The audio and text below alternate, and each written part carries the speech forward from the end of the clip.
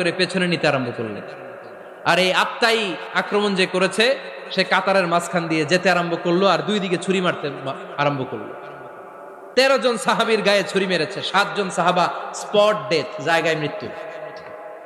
এই ভয়ঙ্কর অবস্থা দেখে এক সাহাবী বুরনুস, এক ধরনের জুব্বা আছে মাথাওয়ালা, অনেকে জ্যাকেট পরছেন না এরকম মাথাওয়ালা, লম্বা জুব্বা আছে আরবরা শীতে পড়ে মাথাওয়ালা, এই মাথাওয়ালা জুব্বা বের করে এক সাহাবী জালের মতো তার দিকে উড়ায় মারল।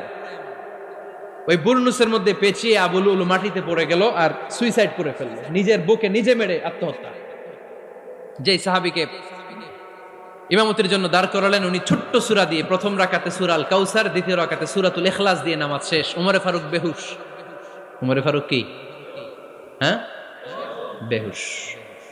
সবাই কান্নাকাটি করতেছে, সবাই দেখতে গেলেন, এখন হুঁশ ফিরে না। মুখের মধ্যে মুখ খুলে রাষ্ট্রের চিকিৎসক মুখের মধ্যে